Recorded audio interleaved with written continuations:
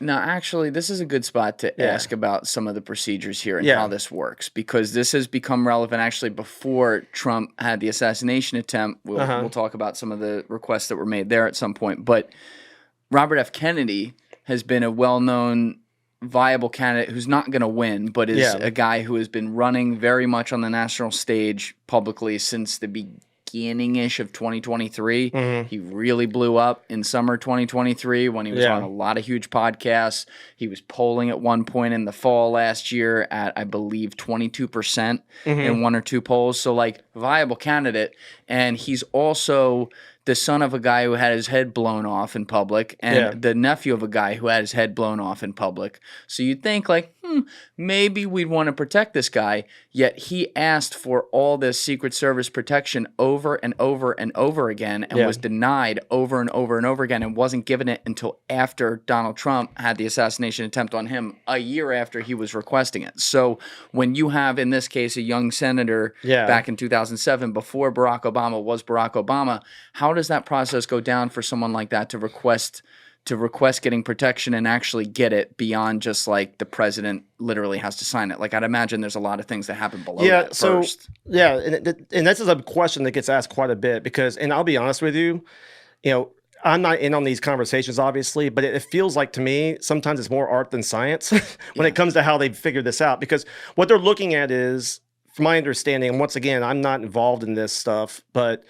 it's not just the Secret Service making those determinations, by the way. It's not like the Secret Service goes, yay, nay. There's congressional folks involved. There's other agencies.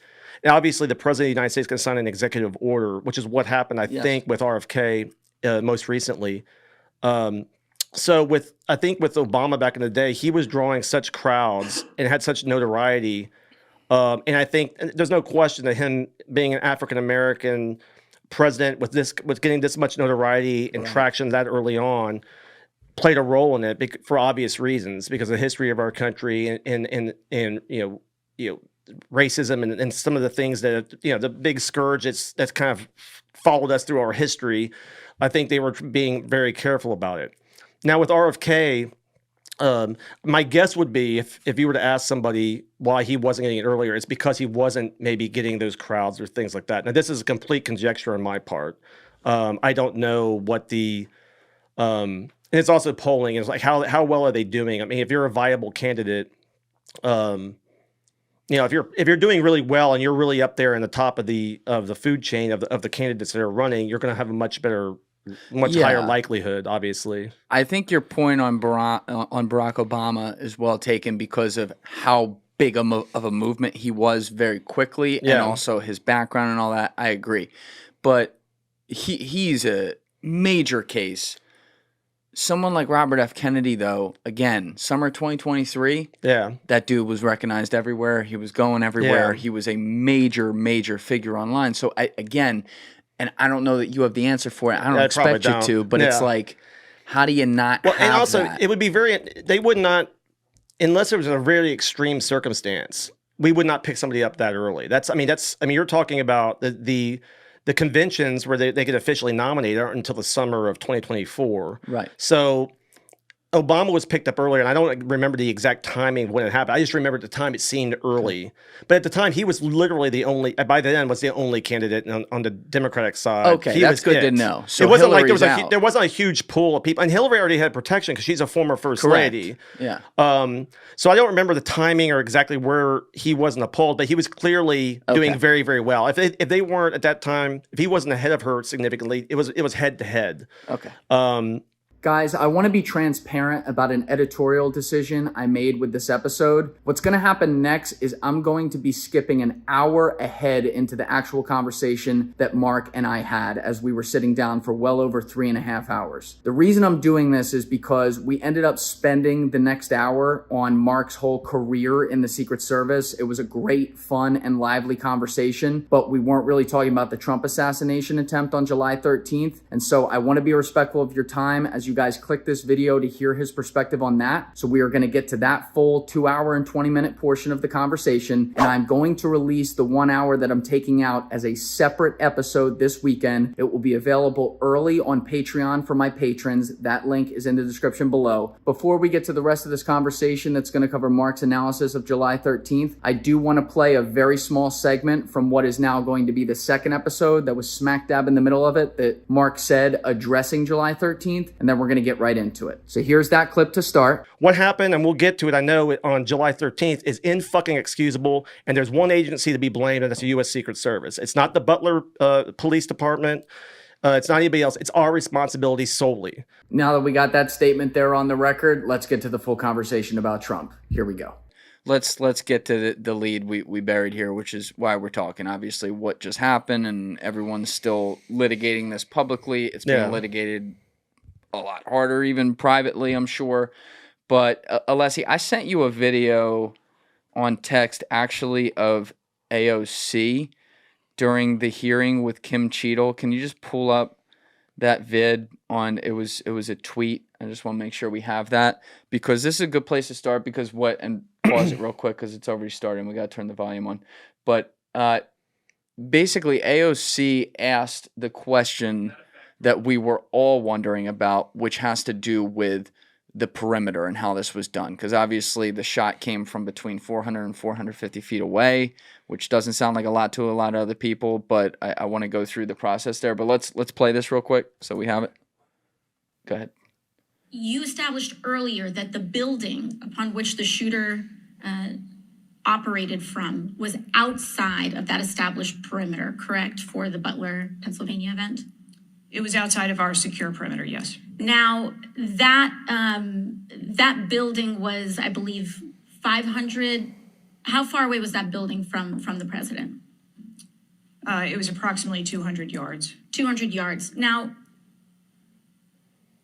the individual used an AR-15 in order to act out his assassination attempt. An AR-15 has a range of about 400 to 600 yards. My question is, why does the Secret Service perimeter, why is the Secret Service protective perimeter shorter than one of the most popular semi-automatic weapons in the United States? There are a number of weapons out there with a number of ranges. Again, an advance was completed. The determination of the perimeter, I'm not going to speak to specifics, but there are a number of factors that are taken into account when we determine our perimeter. Some of it has to do with terrain, some of it has to do with buildings, some of it has to do with assets and resources that are available.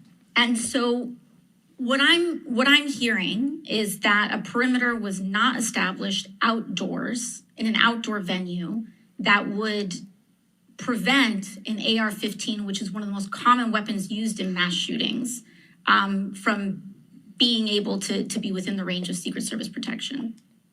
A perimeter was established, and even though there were buildings that were outside of that perimeter, it wasn't just that building. There were a number of buildings in the area, and there was overwatch that was created to help mitigate some of those buildings. Okay, that's good right there, Leslie. So I talked to a lot of people after this, and from different walks of life around that had to do with protection and stuff. But one of my guys, Remy Adeleke, who was a Navy SEAL for 12 years, human guy, worked in the Middle East left and right. He's like, dude, we used to have, like, where he had to do security, we used to have events for or be in charge of protection of things that are far from a president. Could be even, some smaller dignitary over there. And he said sometimes the perimeter would get up to 2,000 feet. Yeah. So when you see the edge of that building, some of the information there I think was a little off. The edge of that building, I believe, was around 350 feet. Let's be conservative and say it was 400,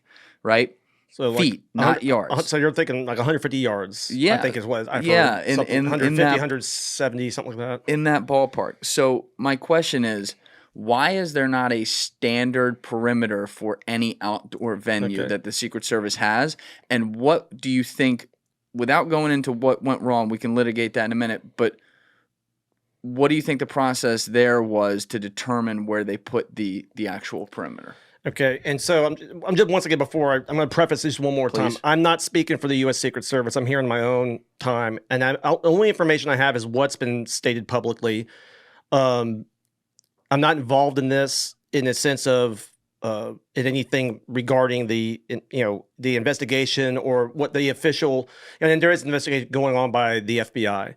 All I can do is the information that we have publicly. I can give you my take on it from 23 years, like we talked about up to this point of doing this. So this is just my opinion. Some of this will be my conjecture, and I'm going to try to stay away from things that are more specific. Now, I will say, and I've watched. Obviously, I've watched all the hearings.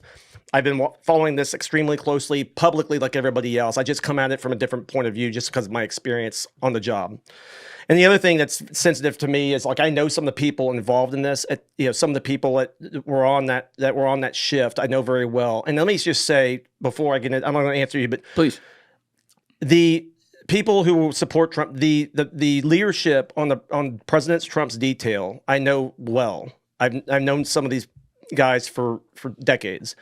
There's some. I'm not blowing smoke up your ass when I say they're some of the best Secret Service agents I've ever worked with in my fucking life. And their experience, I've talked about my experience, and was brouhaha my chest. I was like, great, these guys are better, and they're amazing, and very, very smart, lots of experience. And we saw those guys and immediately react once that shot was fired. Yep.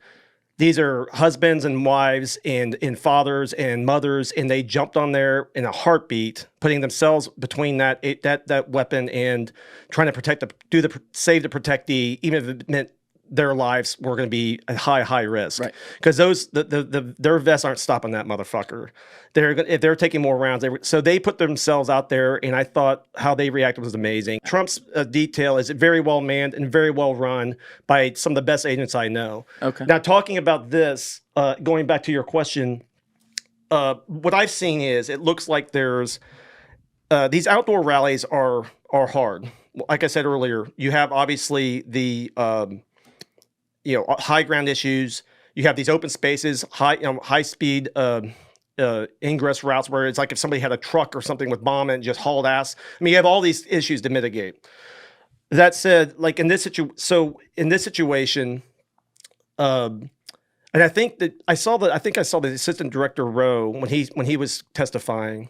If I'm recalling it correctly, he felt that building should have been within the secure perimeter. I believe that's correct. And he's right. I believe he's been out there, and he's obviously very experienced, and he's making that determination. I agree. Now, the question becomes, okay, how far out is the perimeter on? And she's right to an extent that depending on the site, it's there will be different perimeters. Now, this one should have been pushed out, no question. I'm not sure what other buildings that were in play, but clearly that was. You don't have to be a security expert. You could be a mailman to see that's a fucking huge problem that needs to be mitigated. And clearly it wasn't. And that's why this is an unquestionable failure. And we need to, as an agency, collectively fix this problem and improve and ensure this doesn't happen again, especially because the pace is very heavy. Now, in the situation there, unless he has a map up over here. So this is where we'll just take a look at this real quick. So the question also becomes, and here's what I found interesting when they were talking to, when they on Capitol Hill, when a lot of legislators were talking, were kind of interrogating our people, frankly, they were talking about how far you push it out, as if we have an infinite amount of resources, and that can be a problem too. So there will be times like if there was I don't know. Once again, I don't know what the plan was here. I don't know specifically but I've done sites like this where, like the assistant director said, that should have been part of, like if you had put that site out and included that, then nobody coming into that area, it could come in there unless you were magged. And obviously there's a different dynamic for that. So the crowd is obviously magged and screened. So it looks like what they did is they had that area screened, but obviously outside of there was not. So if you were at that building, and now the question becomes, and I don't know the answer to this, is who had access to that area near that building, for instance. So obviously, they had some unmagged people in that area, it looks like. I don't know once again, I don't know the site dynamics or what the setup was, but obviously that became it appears obviously that's clearly a failure. Now, then the question is how far do you push it out? Have you had a set standard? Have you said every time, I don't know, just off the top of my head, let's say every time you have an outdoor rally, you have to secure a kilometer radius. That's a lot. Yeah.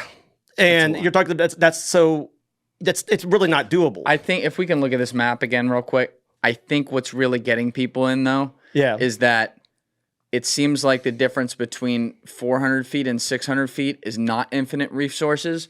And when you have a high ground building with a perfect fucking shot. No, I agree with you. I'm not disagreeing with you at all. I totally agree with you. This is inexcusable, and you can't excuse the inexcusable by definition. I don't know what the entire site. Now, the investigators now will have, and obviously everybody's being interviewed by the FBI that was involved in this, and the investigators will come to their conclusions, and I don't know what the setup was. It's clearly, and I agree with you, the fact that situation or that line of sight issue wasn't mitigated, you just can't come up with, and I'm not throwing anybody under the bus on that. I know the people, and this is, and to this conspiracy people and shit like that, I know the people doing this. It's not a conspiracy. Unfortunately, it was a catastrophic mistake that, God rest his soul, Corey Comparatori, lost his life, and he was my age, had a family, and served his community. And 2 other men were gravely injured, and we almost lost, President Trump. So there's no excusing this failure, and there's only one agency that's to blame, and that's the U.S. Secret Service. I think you gave an amazing visual earlier in this conversation that is perfectly relevant here to say, because again, we saw the people on camera who jumped on him, but there's a lot of other people involved with this situation. And what you said earlier is that 11 guys can be on a football field and 10 guys can do their job perfectly. And if the 11th guy misses a block, we're fucked. Yeah. And that's, to be fair to the Secret Service, when I look at the people who did jump on him, that appears to be more the case here. Yeah. No, and nobody is, and look, we're not asking for sympathy, but I know the people at the Pittsburgh field office who were heading up the advance. There's nobody, I know some of the people there, there's nobody, and I haven't talked to any of these folks, so this is not firsthand, but I put myself in their shoes really easily. As far as if I was in charge, something like this happened, I would be mortified, heartbroken, sick to my stomach, and I would never be able to, and so my heart, they're human beings, and I don't know where the ball was dropped here. I don't know what occurred or the old plan, but there's no question that this is not representative of what the Secret Service typically does, and I don't know where the mistake was, and I hope, it's my desire that as terrible as this incident was, that something good comes from it, meaning that we improve, that that the FBI or their investigation and whatever internal investigations we have, we figure out what the fuck is going on and how this could happen. In protection, the biggest, and I'm not saying it was complacency, but the biggest enemy is complacency. And I told this when I was a shift leader on vice president. This is really about life, but also about, especially in protection, if you become complacent, which is easy to do because I used to tell my guys before we start a shift, I go, our job is to wait for lightning to strike. It's like every day we're fucking coming in here. Paint dry to lightning. Yes, we're getting our asses kicked. We're away from our families. We're tired, but we're waiting for lightning to strike. And we have to be prepared for that. That's why we get paid well. That's what the American public expects from us. And that's what our protectees deserve. So be ready. And I'm not saying it was a complacency here. I don't know how this happened, but that's the biggest enemy. And maybe, that hopefully, and I'm being optimistic about this, is if there is complacency, or if people are getting complacent, if they're tired, that something like this shakes this fucking place really hard, and we get our shit together, and nobody's to blame in the agency. The whole agency's to blame. I'm to blame. Every fucking agent, every uniformed division officer. We're a family, and we're all in this together. And the only way we're going to fix it is that everybody individually takes it upon themselves to train harder, stay in shape, and stay focused, and avoid complacency, and then try to figure out how we can do this better. And if that means going outside the box, It means passing, for somebody like me who's been doing it a long time, passing along my knowledge to younger agents, whatever it fucking takes. Our motto is worthy of trust and confidence. Well, guess what? No one's confident in our confidence. No one's confident in us right now. And because we came out messaging why so shitty on this, no one trusts us. So we got to win that back. And to do that, and we got to do that for the American people who pay our salaries and expect us to do that. The reason why it's a big story is because they're like, you're the Secret Service. How the fuck did you let this happen? And I don't have the answer for that. But anyway, that's just my little tirade. But no, I appreciate that. And also, this job it's like a vocation. It's more than a job. It's like, because so much of your life is taken up by it. And so much sacrifice is done to do this. And I'm not like tooting my horn or saying that, but I just know, I've had a wife for 23 years who's dealt with this stuff and she understands it. But it's not just another job. And so we have to look at it that way and make sure we fix this problem because, this is completely unacceptable. And anyway, going back to your question, there's not really a set circumstance where we say, okay, this is exactly every time we're doing it this way. Here's what the book says. We're going this far out or that far out. In this situation, let's just say they had somebody on that rooftop or they had it mitigated in some way or they had a way to prevent people from getting up there. I don't know the whole dynamic of the site, but you would obviously in a better situation. But what, like the acting director said, you really need to focus on and bring that into the bubble to take it completely out of play, where you keep people from coming in there. Yes. The problem I think you have sometimes is, and this is not an excuse, is you do have a finite amount of resources. Like sometimes I see the senators and some of the people grilling our folks. I'm like, they're like, well, can't you do this? Can't you do that? I understand that, but they had the whole Secret Service inside the building, which was like kind of a punchline joke because it's you literally put the fucking service in the building. Yeah. You couldn't put someone on top. Yeah. I mean, Alessi, do you have that video of, I texted to you, of the shooter while Trump was talking? Because this is another one. What I really want to get to is how the comms are set up with outside organizations. Because to me, that's where it looks like things went wrong here. Yeah, I agree. There was a video I sent. Yeah, let's pull that up on the screen. So this is a few minutes before, while Trump is talking. You can see on the, like, look at this. Look at this angle. It's fucking terrible. Play it right there. The fucking guy is crawling across the roof. You'll see him, like, flipping over. Go back to the beginning of the video, Alessi. And that looks all the way at the beginning. All the way at the beginning. Watch him moving. Yeah. Like, he's rolling around like a squirrel, and he's right. I mean, you want to talk about perfect high ground. It's right there. So, and look how close it looks too. I mean, that looks. And they're making it look closer. Let's be fair. Oh, they're is that making right? it look because this is a shot from right behind Trump, so it looks like it's more in the foreground. Yeah. He's not, but like the size of him shows it's still close. Yeah, it's really fucking close. Because the size of him is like legit. Yeah, I've seen that video. So when you see things like this, there was also another video. I think if you can type on Twitter, Alessi, I don't think I sent you this one. Type in PD Trump roof or police body cam Trump. Yeah, type that in. Police body cam Trump.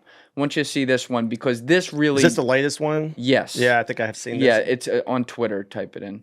But yeah. So go to... I didn't send you this one, so that's my fault. But if you type in police body cam Trump, there's like 45 seconds where one of the police officers came around where the roof was below it. Go down a little bit right there. I'm just looking at your screen.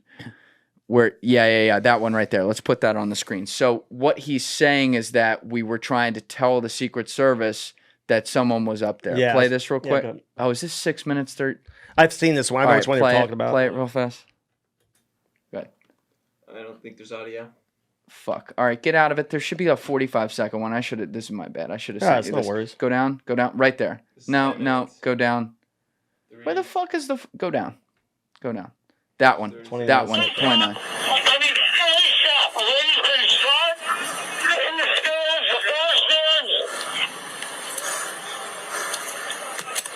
Oh, wait, this is the officer who tried to climb up and see him. This isn't even the one. Hold on.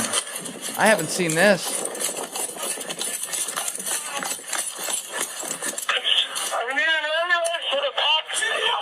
Oh, shit, yeah. Whoa. Okay, so that was all right. Get out of that one. So that was when the guy tried to. Yeah, they boosted him up. One of the officers, and he saw the gunman up there. He boosted him up to see it, and the gunman turned towards him, and he got down. Type in, which I don't. I mean, the officer. Oh, I don't blame him. On no, that. He's like sitting there trying to hoist himself up there. Yeah, there's a. I know which one. I know which one. We're gonna pause real fast. We're gonna find this fucking video. Hold on. All right, we're back. That was entirely my fault. I forgot to send that to Alessi before, so we got it now. Sorry about that, everybody. But this is the video I was talking about, Mark. I'm gonna play this real quick with volume. Command.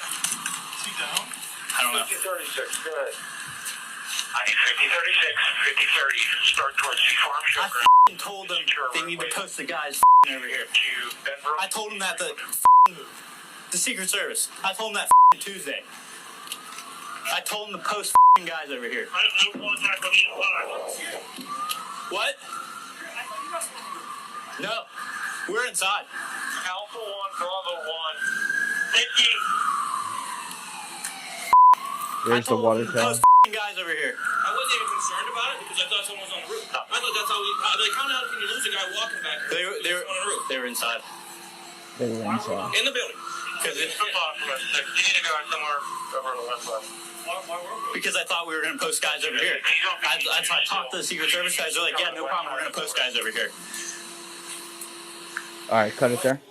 So, Mark, how do they even determine? Because this does need to be said about Trump. You're talking about a guy who does more big public appearances than anyone in the history of this country. So I recognize it's hard. The fucking guy, even when he wasn't running for office, did a rally every week, right? Yeah. But how do they make the determination on, I guess he said Tuesday in that case, before this happens on Saturday, that okay, I think it's Beaver County PD, you guys are in charge of this, and we, the Secret Service, are in charge of that. How's that made each time? Yeah, and no, this also illustrates another thing that there's two. I'll explain that, but there's also it shows a little bit too when we're talking about communication. The fact that they don't know or there's uncertainty also indicates that besides the radio comms, there may have been communication issues as far as making it clear where the responsibilities are. So typically, the Secret Service agents typically on a site like this, right? You're going to have agents typically posted in places where the decisions are made, right? Meaning, okay, like maybe where the press comes in, or where the public gets gets magged and comes in and gets screened, those type of things, depending on the dynamics of the site. Because you're not going to put a local police officer who doesn't do that on a day-to-day basis in that position, because that's not their job, right? Mm-hmm. So what they'll use, and obviously, the closer you get to the protectee, obviously the closest perimeter, the closest group is that shift that we talked about earlier, the people right around the protectee. As you go out, as you get further out, then you're starting to use either agents or local police officers out that the further away you get from that inside. Think of it like an onion, the whole onion thing, like different layers. And as you get further out, you'll use or utilize the local police typically. So when I first saw this, actually, even before any of this stuff came out, the first thing I thought was, looking at the site, was that they would have assigned probably a local PD to that roof. And I say that only from the standpoint, not like I said, not deterring, not pointing blame at anybody or anything like that. Yeah. But typically you wouldn't use an agent in that situation in a typical site like that, because it's your one job is stay on the roof or wherever that the line of sight issue is. Have somebody posted there so nobody comes up there, because we don't want, because more time, obviously this is the worst case scenario. A guy gets up there with a weapon, right? But it could be just somebody going up there, a very ambitious journalist going up there to take a picture. But the whole, not that I give a shit about somebody taking a picture, but we don't want to, like you saw that video you played earlier of a guy just fucking walking around on the roof. You don't want to shoot a photographer. Yes, you don't want to think. You don't want to misidentify somebody thinking they're an assailant, and then or anything like that. So you need it posted, and really, it doesn't matter if it's an agent or an officer. You just need. But like the guy who was saying, "Hey, I told the service to post this." He's right. It should have been posted or somehow taken out of play. Like I said, when the acting director said that should have been inside the perimeter where you didn't allow anybody in there. What was the good of putting people inside? I can't explain it. I I don't know what the site was. Obviously, this is an abject failure. So I can't really, once again, I can't explain why it was done the way it was. Now, I do think, and you hit on this a little bit, is obviously there were comms problems. That's made clear in a lot of the reports. And I know that during the hearings, they were talking about, when they talk about comms, they were talking about mostly radio communication, right? But also the other concern is you wonder what, that video there, the first thing I thought of is like this guy saying how I told the servers to put this up there or whatever. And once again, this is a conjecture, but you wonder, are we communicating to the locals well enough so they know exactly what the responsibility? Meaning, were we acting under the belief that the locals were going to post that, and they were acting under the belief that we were going to post it, and then nobody fucking posted it? I don't know. I don't know the answer to that. But it felt like when I hear that, that's obviously a communication thing. Of course. And you have to, when you're doing a site and things like that, make sure everybody knows what their role is. Like going back to the football analogy, if you're going to be a pull blocker, or if we're going running to the right, you better not pull to the left. It's like everybody's got to be on the same sheet of music. And in our job, you cannot, you can't have a bad day. And this is a very, very bad day. It was very clear from this.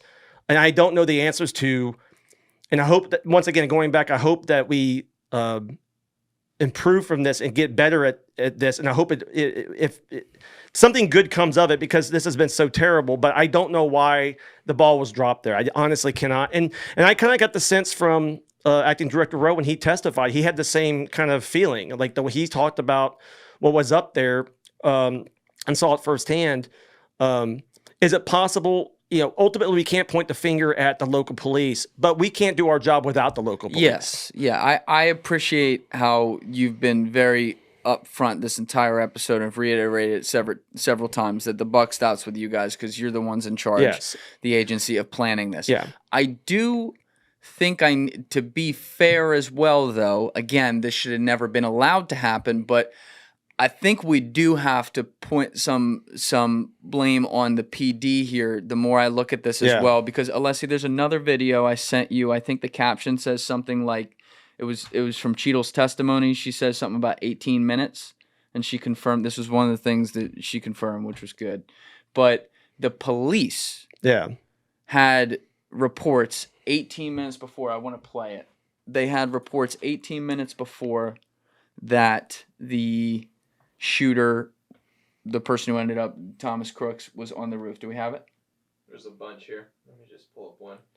Yeah, it should say something about like, nope, that's the Rep Fallon one, not the Mace one. Go to Young Americans, that one. Hit that one. Yeah, that one. That's what I want. Play it.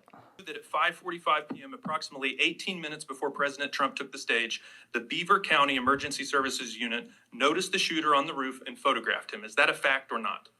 That is the information that I have from the FBI's report, yes. You haven't been willing to share whether or when this was communicated to the Secret Service, so I'd like to get into the difference between suspicious activity and threatening activity. Is it suspicious or threatening if an individual is seen around the perimeter with a rangefinder? Is that just suspicious? That could be termed as suspicious. If that same individual with the rangefinder is found on a rooftop, is that still just suspicious, or is that considered threatening? That could be termed still as suspicious. All right, my time is over. Today, You're not okay, let's yeah. Do you agree with that? Well, this has been interesting. That's a no. The suspicious. When it comes to suspicious, here's the thing, and I don't know. Every site, you're going to have suspicious people, pretty much. And a lot of times what happens is you'll have somebody that kind of pings us and somebody brought to our attention, and you'll have like a protective intelligence, usually it's a local police officer teamed up with an agent, plain clothes, and they'll go talk to the person. And a lot of times it's just a weirdo. It's nothing. Obviously, this turned out to be something. So having a suspicious person, I've seen some pundits and some people talk about, well, why did they allow him on stage? If there was this guy out there, well, you let him on stage because somebody's suspicious, but that's not going to be, just because a guy's acting. Now the rangefinder shit that's is what I was fucked gonna up. say. The rangefinder, I've never heard of that in my Yeah. fucking life. I mean, I've never been in a site where I've heard somebody with a rangefinder looking at the stage. Never. Now you may, like I said, most of the time when you have a suspicious person, it's because they're acting in an odd way or they're doing something. Yes. Sometimes those people even turn out to be we call lookouts, which is maybe somebody on record with us. Many times they're harmless, but there'll be some weirdo that keeps showing up at sites. You know what I mean? They have some obsession or something like that with the protectee, and they haven't shown, but obviously that interest is, gets your antennas up, and so we may know about that. That happens sometimes. This situation, and the unfortunate part is they never located this guy, Crooks, before he was able to get on that roof with that weapon. And meaning law enforcement. Meaning law enforcement somebody, because I know they were from what reports were, they were looking for this kid. Like he was acting strange. Somebody had taken a picture of him. He had a rangefinder. Why that wasn't, if ideally what would have happened is like they would have contacted them, held them a moment, and then maybe a Secret Service, like a protective intelligence person or somebody, could talk to them. Right. And Cheatle just said in that testimony, she's saying they actually had him on the roof at that point, 18 minutes. What you're talking about is in the build up to that, where he's around. He's around the building, and they say suspicious. If you have somebody suspicious, there's nothing wrong with going up and talking to somebody. Sure. You're not violating anybody's rights. And a lot of times you'd be surprised if you ask them, hey, what's in the bag? Can I take a look? And they'll give you consent, to look in there. But once again, this wasn't in the secure zone, so meaning that he wasn't screened. Obviously, the area. I'm just going by correct. No, I'm going by from what we know. So he's outside of that, and that's where going back to if that had been pushed out and included that building, this would be a different situation. It's what it sounds like. And once again, this is all my opinion and my conjecture, just based off what I know from this information. But. Yeah, and so there was communication was the biggest problem, but also with that situation, I don't know what was communicated back to. Like I said, going off the testimony I heard on Capitol Hill, there were several people that were pinging. That I want to say 5 or something like that. There was other suspicious people that were communicated to the service and and he was one of those 5. And on top of that, and it was a really hot day, and there was several medical issues in the crowd. Not saying that makes this okay, but there's a lot going on, and I feel like, and this is conjecture, I feel like some of it somehow the kid got lost in the mix. This guy on the outside here, I don't know how. Once again, I can't explain how all this happened, and that's why I feel like communication became a big issue, and why I think it's been talked about here is how is that information being. How are we sharing information? How is the locals PD getting that information to us? How are we getting information to them? Those type of things. And like I said, even with the guy who was like, I told the Secret Service to post this. What leading up to that, if he truly thought that was the case and he thought that was covered, and we thought it was covered and it wasn't covered, that's a huge. Obviously, that's the biggest hole in the whole thing. I don't know. Once again, this is conjecture. I don't know how it happened, but. It's definitely something that needs to be, and down the road, I guarantee you, this incident is going to be used during every training That's right.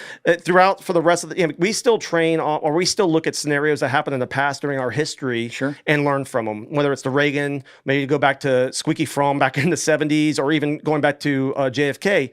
Squeaky Fromm? There was a gal, she was back in the 70s. They got a couple shots off at Gerald Ford. It was like.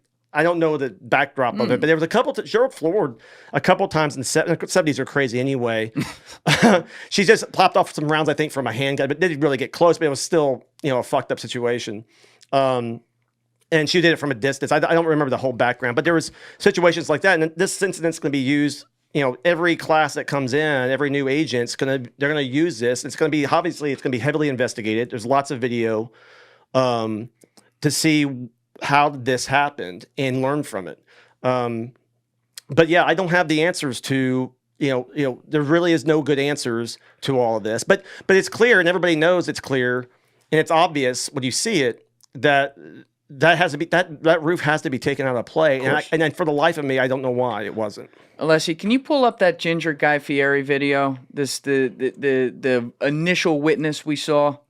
This guy looks like, he literally looks like Guy Fieri with ginger hair. But this was a BBC interview. I want to watch this. This was the very first thing to come out, right after this happened. This dude was having a fucking tailgate right behind where the building was, so he wasn't in the rally. He was definitely like a couple deep when he was doing this. So it was a little bit funny in some ways. But what wasn't funny is like this dude saw this happening up close and then watched the guy almost get his head blown off and someone died in the crowd and whatever. But I want to play this video because some of the things he says are very interesting from a communication standpoint. In talking to a number of people as they've been coming out of this horrific event, a lot of people very emotional, a lot of people very upset, as you can imagine, a lot of people very, very frightened. Greg was someone who was here. You weren't inside the event, nope, but you were just outside. Tell us what you saw. And So we had a party here all day. At the you can see behind us at the Brinkles Farm and Greenhouse here. We had a party, and we all decided, hey, you know, when we hear Trump up there, we're going to walk up through the field, stand by the trees up there under the shade, and watch and listen to the rally. Right? We couldn't see him, but we could hear him. So we walked up, and probably 5 to 7 minutes of Trump speaking. I'm estimating here. I have no idea, you know. But we noticed the guy crawling, bear crawling up the roof of the building beside us, 50 feet away from us. So we're standing there, you know, we're pointing at the guy crawling up the roof. And he had a gun, right? He had a rifle. We could clearly see him with a rifle. Absolutely. We're pointing at him.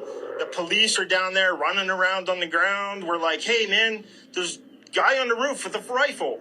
And the police were like, huh, what? You know, like they didn't know what was going on. You know, we're like, hey, right here on the roof. We can see him from right here. We see him. You know, he's crawling. And next thing you know, I'm thinking to myself, why is Trump still speaking? Why have they not pulled him off the stage? I'm standing there pointing at him for 2-3 minutes. Secret Service is looking at us from the top of the barn. I'm pointing at that roof, just standing there like this. And next thing you know, 5 shots ring out. So you're certain that the shots came from that guy on the roof? 100%. 100%. And he was up there for a couple of minutes. He was up there. You saw him up there for a couple of minutes. Absolutely. At least 3 to 4 minutes. And you were telling the police and the Secret Service? We were telling the police. We were pointing at him for the Secret Service, who were looking at us from the top of the barn. Got a beer in his they were looking at us the whole time when we were standing by that tree. Could they see binoculars? Could they see Probably it's not. Like I'm because on the roof, the way the slope went. BBC News, but I'm not going to stop drinking my beer. But why is there not Secret Service on all of these roofs here? I mean, this is not a big place. Did you see, I mean, obviously everyone, when the shooting started, everyone was very panicked. Did you see what happened to him at all? Oh, yeah, they blew his head off. Okay, sorry. Secret Service blew his head off. Okay, just be careful because we don't quite know who's watching, but you're pretty sure they shot the guy? Absolutely, 100%. Okay. Yep. You saw that happen? Yep. Okay. Yep. And did you see them go up to him afterwards, or? They crawled up on the roof. They had their guns pointed at him, make sure he was dead. He was dead, and that was it. It was over. It's incredibly shocking. The guy was on the roof right there. You can see the white roof right there. Did you get a look talk at about him? the gun. No, other than he was in muted colors, tan type clothing. We saw the rifle flinging around as he was trying to crawl. I mean, we saw the rifle, 100%. Do you know about guns? Do you know what kind of weapon it was? Oh, I absolutely know about guns, for sure. No, I mean, it was a rifle of some sort. I wouldn't know, I wasn't close enough to read the label on it. Sure. But a high velocity it was a rifle of some sort. Yeah, absolutely. So how do you process what you've just seen? I don't know what to say, man. I'll tell you is, if I walked up close to there with anything that Secret Service considered a problem, I wouldn't be standing here talking to you right now. Yeah, okay, pause but right I don't there. know why a guy who we're standing there pointing.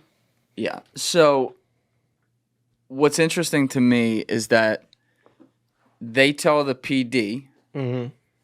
The PD drops some ball here because there seems to be a lack of communication there. But, if the PD knew, and I have no reason to believe they didn't know, that the fucking and the guy even admitted it in the body cam footage, that the fucking Secret Service is literally right inside those windows. Yeah. How hard is it to knock on the window and be like, Yeah. you know? And that's what one of the questions I had is how typically you have we call it a security room, but basically a command center where you have all the entities should be together. And they talked about this, Assistant Director or Acting Director Rowe talked about this during his hearing, is about how we do communications. Typically, you'll have representatives, the local police, fire, our people, and so what should happen is like, hey, we got a guy on the roof with a weapon, and that's communicated there, and then our guy can relay that information immediately to the shift, who obviously needs to know, and obviously didn't know. If the shift had known,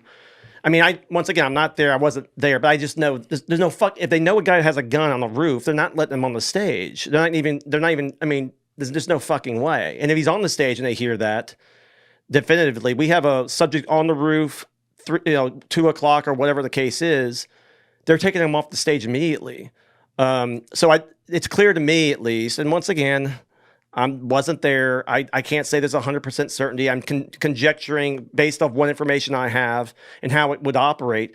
And knowing the quality people that were working that, there's just no way. And so that's why I immediately felt like communication was the biggest hurdle, the biggest problem. And one of the things that really we have to address going forward is, I mean, even from now on, when we have to put more emphasis on that, obviously. I don't know how it broke down here, but, it's obviously something that's going to be emphasized. And during the hearings, you saw a lot of, even the legislators were talking extensively about the comm situation. Yes. Now, some of them, and you see this a lot, even on other channels and stuff, watching this, there are some people who go on these programs and know what the fuck they're talking about, and there's some people who have no fucking idea what they're talking. They're being outlandish. You can usually tell by their inflection, like if they're trying to score points, they have that sound in their voice, like they're trying to score points.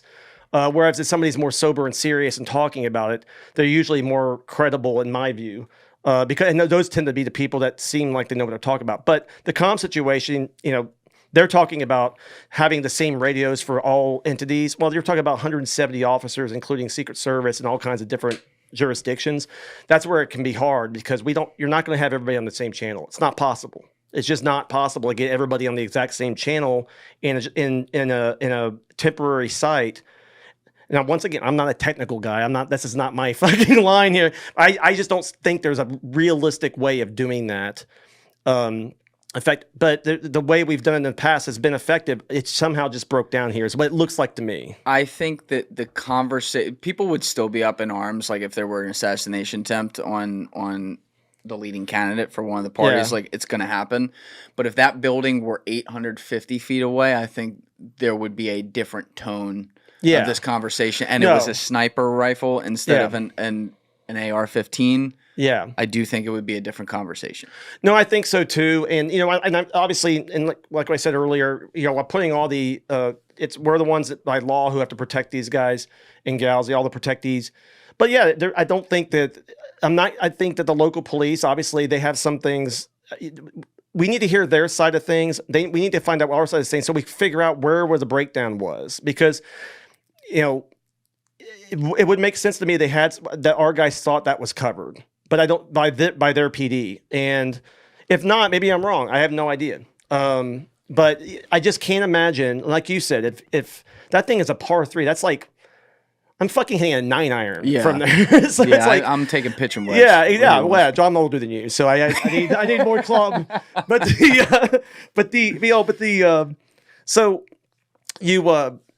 It had how it wasn't mitigated or how that wasn't covered. I just don't have an answer for, and I think that's what everybody's waiting for. And I think, and once again, and that's why I'm not going to spike the football on former director Cheatle. She served the country for 27 years.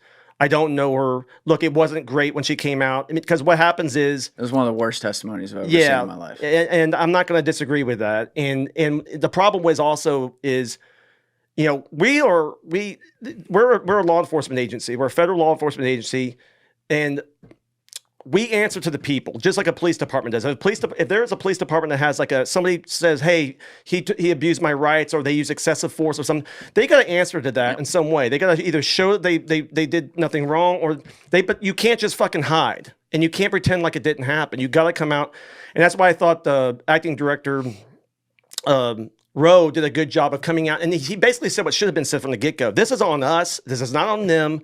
We need to fix it. He said, his quote was, he was ashamed. And I think all of us felt that feeling of just disgust because, like I said, this is not pointing the finger at one agent or two agents or all. This is the whole service. All of us have to collectively own this. Yes. And myself included, and going from here forward, take it upon ourselves to be better. And that's, a lot of times that's just the individual making yourself a better agent, better prepared. And once again, get away from complacency and see what the problem was and really strongly address that issue. And there's going to be questions, and you're going to have, and also what happens is when you come up and have the testimony she had, the problem with that is then the conspiracy people, because you're leaving a vacuum of information, and people. She didn't help with that. No. Yeah. And you got to come out and you got to tell people, you got to be straight up with them. And so, it is. I have to say, Mark, I'm someone who gets yelled at a lot in comment sections for being the devil's advocate against a lot of conspiracies. Yeah. They do exist. Yeah. I think the internet runs way too rampant with how widespread they think they are. Yeah. And I push back on that. Where I don't see good evidence, I'm going to push back every time. What I will say about this one, and let me be very clear on how I explain this as logically as I possibly can, is that when you see the number of breakdowns that happen, and when you hear some of the things that unfortunately I am not at liberty to discuss on camera that I have discussed with people who are close to the situation, it is impossible to not wonder how there is not some fucking turd in the punch bowl there in the communications to let this happen. Because let me elaborate on this. Yeah. I'm going to juxtapose two situations here. I'm going to juxtapose Kennedy against the Trump thing. Kennedy, there were a lot of people involved with that. They made sure they blew that guy's fucking head off 6 ways to Sunday. Okay? Yeah. So I'll just leave that one there. You can go look at the evidence. It's very clear what happened there. Read A Devil's Chessboard by David Talbot. Anyway, when you look at this one, they missed, right? Yeah. It's whatever went on, it didn't go down successfully, and there were a significant number of people on the scene who did their job and made sure that nothing else happened to him, rather than Kennedy, who was left there like a fucking open punch bowl for a good 20 seconds. So it is easy for me to see a situation where one person, and it could have been one person, and I'm not even saying they were with the Secret Service, woke up on the wrong side of the bed that day, and in the middle of the fucking 12-person chain of command suddenly thought, this wouldn't be the worst thing ever. And just maybe didn't report the next thing down. I'm not even saying it was like this grand plan or something like that.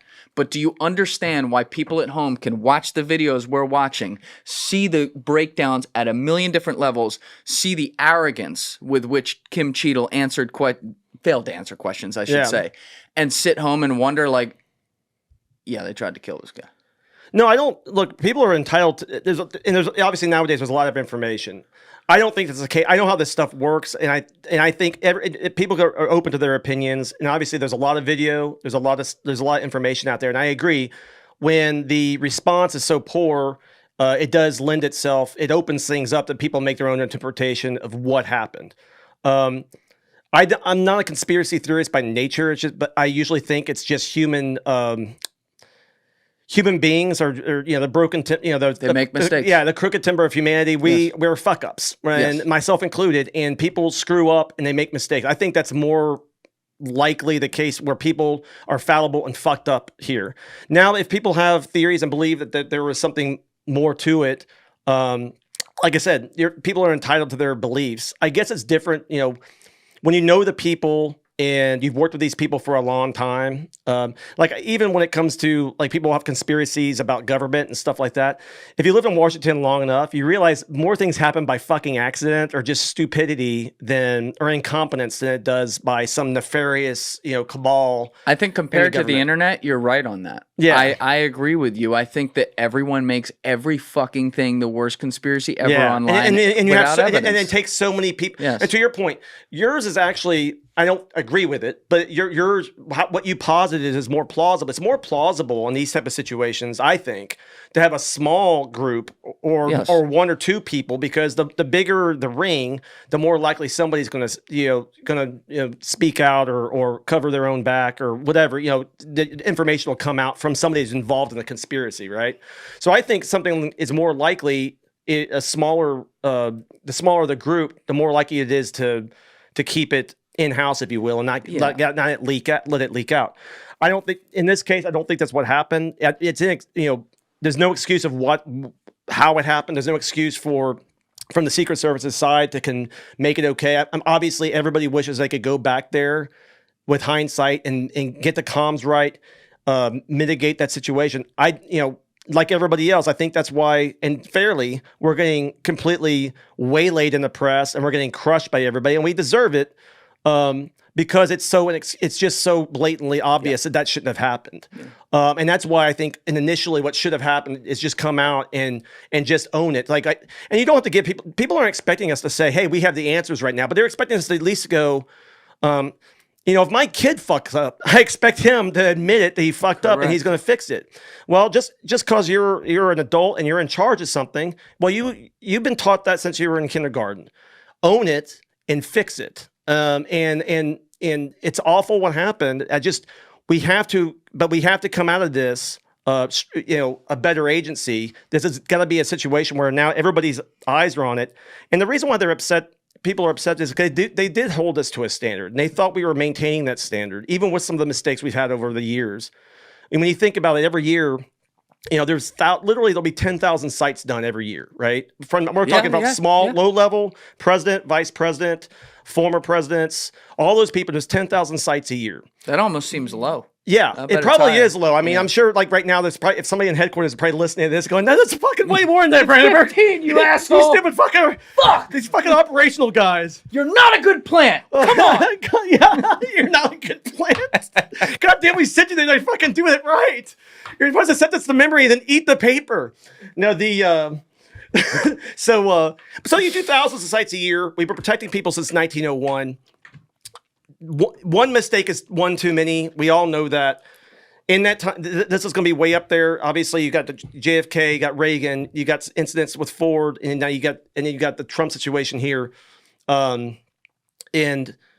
so, but once again, people don't give a shit if you do it right and it's successful and you got by there. Because what people are concerned with now is this normal? Is this what the Secret Service is doing all the time? Or they just been lucky at this point?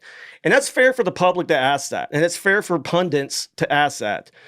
The answer, I think, is an emphatic no. This is not representative of what we do. But the fact is this happened. And we have to, like I said, I know I'm a broken record. We have to get better and improve and ensure that we maintain the public's confidence and our protectees' confidence. And that's been one nice thing is I know the Trump family has come out and verbally at least supported the Secret Service. I think they've been classy. They've been very good. And I know we have a good relationship with that family. And they could have been like, they could have gone, they didn't have to do that. They could have. I think I'm guessing, but I don't know. I'm guessing privately, they're probably upset about the communication part of it, but it's very clear that they're grateful for the people who jumped on it. Like look, the mistake, I think you said this to me on the phone when we were talking right after this happened, but you're like, once a bullet flies, it's already a failure. Yeah, once you get on that roof with a weapon, we failed. And I said this before in previous podcasts. It's just like the Reagan thing. It's like, Reagan survived, but the minute that Hinckley pulled that weapon out, failure.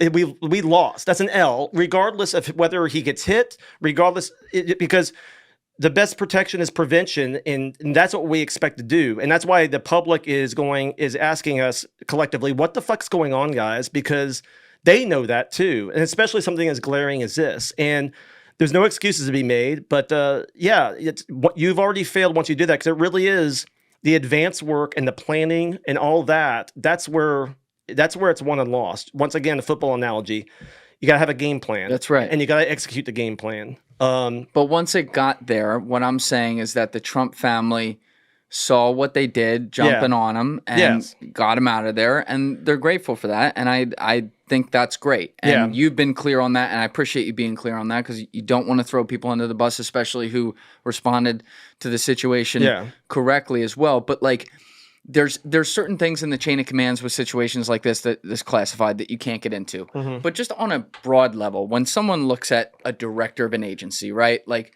when I look at the director of CIA, I always wonder, all the fucking missions going on in the world at one time, he's one person, she's one person. Yeah. How do you get read in on that? So now let's, on all of them, right? Yeah. Like, Now let's go to the director of the Secret Service.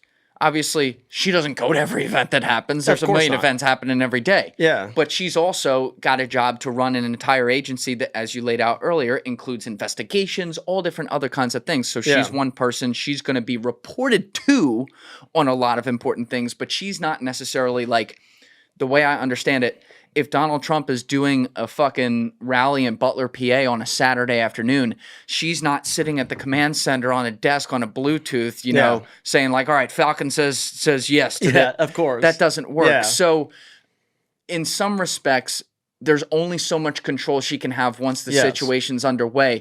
But are there people, and again, if you can't answer this, no problem, but like, are there people who are specifically designated at a highly senior level to always be the person in the command center, like the NFL has the dudes in New York to review the plays? They're always there for that. Or is there someone like that in any type of public type of event that a person, a high-level protectee is at? No, not the way you described it. It's not because once again, like I said, every visit, every site's different, and every division. So it's compartment. You know, you have the Presidential Protective Division and Vice Presidential Protective Division, the Donald Trump Protective Division. You know, all these different divisions that are running the protection in that particular division. So you can't micromanage it from the top, and you're absolutely right. It's incumbent upon the individual division to run itself to a degree while getting help, you know, assets and requests and different things from headquarters. And once again, trying, you know, especially if we get more intelligence that there is a bigger threat against somebody or other different things happen, you know, addressing that as it goes. But I think, to me, and this is just my personal opinion, is I think the main thing you have to have is culture. You know, a winning football team has a great culture, like the Patriots during their heyday when they were rolling over everybody. And that's the thing I think we need to work on. What's our attitude? Let's get back to basics. Let's get back to what we are here for. Thank you guys for checking out this clip. If you haven't already subscribed, please subscribe and hit the like button on this video. It is a huge, huge help. And if you'd like to check out this clip's full podcast episode, that link is in the description below or right here. And finally, you can follow me on Instagram and X by using the links in my description below.